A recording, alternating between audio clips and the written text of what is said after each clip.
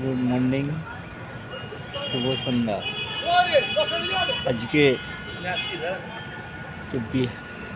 Bihar model আমরা বাংলাকে হতে দেব না। বাংলার যত রাজনীতি দল আছে সমস্ত দলকে বলছি, আপনারা মেশিনটাকে ভালো করে চেক আপ করবেন। 1 থেকে 1000 কি 2000 3000 যে পয়েন্ট আছে সে পয়েন্ট আপনাদের সমস্ত চেক করতে হবে।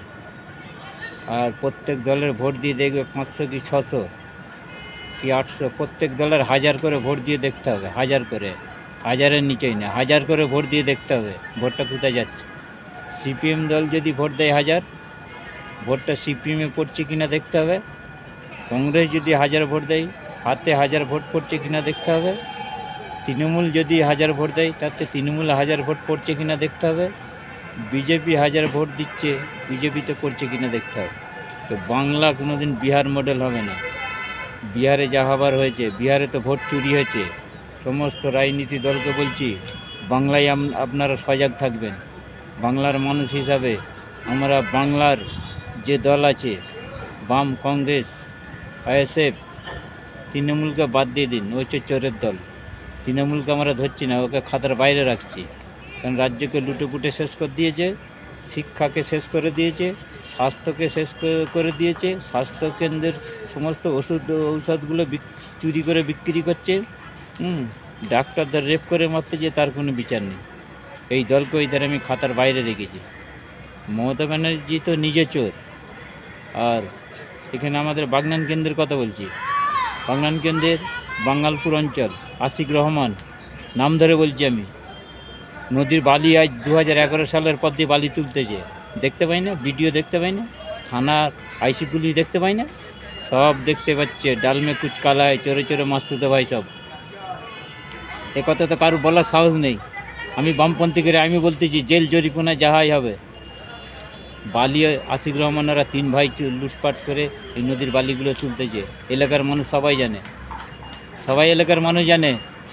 আশিক রহমানকে ধরো, ওকে সিবিআইয়ের হেফাজতে দেওয়া হবে। ওনার বাবার সম্পত্তি 7 বিঘের বেশি ছিল, এখন কত বিঘে হয়েছে? 7 বিঘের বেশি সম্পত্তি ছিল আশিক রহমানের বাবার। ঘরের আর্থিক অবস্থা খুবই খারাপ ছিল। ওনার বাবা একটা ডিম বিক্রি করে সিগারেট খেত। আজকে সে তার কোটি কোটি টাকার মালিক। কোথা থেকে এলো? এর হিসাব চাই, হিসাব নেব আমরা। হিসাব আমরাই নেব, আমরা বামপন্থী হিসাব আমরা হিসাব নেব। মানুষের নামে অনেক মিথ্যে মামলা দিয়েছে, লোকের জবরদস্তি জায়গা দখল করিয়েছে, এইসব বিভিন্ন রকম অন্যায় অত্যাচার চলছে। পঞ্চায়েত ভোটের সময় আর ভাইয়ের কাগজটাকে কেড়ে দিয়ে চলে গেল, আর হিসাব আমরা নেব। নমিনেশন ফাইল করতে দেয় না, মেয়েরে কানমতো দিয়ে রক্ত বের করে দিয়েছে এই আশিক রহমানের নেতৃত্বে। ভোট গণনার দিনে বাঁচলি সব মহিলাদের পিটিয়ে মেরেছে, আর জবাব চাই। আজকে দামোদর নদীর বালিগুলো আশিক রহমান তুলে বিক্রি করতেছে। আমি নাম ধরে বলতেছি, কিছু করার তাকে করবে। আমাদের পার্টির হাইকোর্টের আইনজীবী আছে, ওই আশিক আমাদের নামে যদি কেস দেবে, ওর নামে এমন কেস দেবো যাবজ্জীবন ওকে ঢুকিয়ে ছেড়ে দেবো।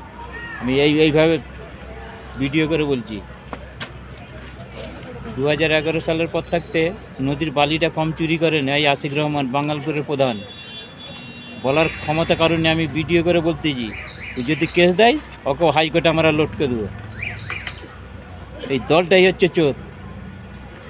চাকরি দিয়ে বলে 20,000 20 লাখ 25 লাখ করে নিয়েছে। আজকে তারা কি পথে নেমে আছে, পথের ভিখারি বানিয়ে দিয়েছে। আজ বাংলার মানুষ নীরব হয়ে গেছে। নীরব হলে চলবে না বন্ধু, সাড়া দিয়ে উঠতে হবে, রাস্তায় পথে নামতে হবে, নাহলে আগামী দিনে বাঁচার রাস্তা খুঁজে পাবে না। 1977 সাল ঘুরে আসছে, খুব কঠিন দিন। আর 26-এ এদেরকে মার ঝাড়ু ঝাঁটিয়ে বিদায় করে দিতে হবে দুটো দলকে, নাহলে বাংলার মানুষের অস্তিত্ব থাকবে না। জেনে রেখে দিন।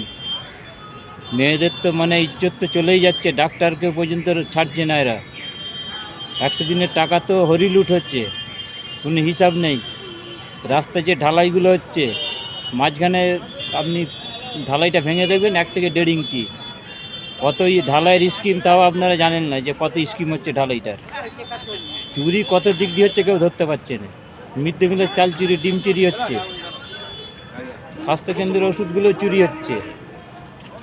এইসব হচ্ছে কালচার।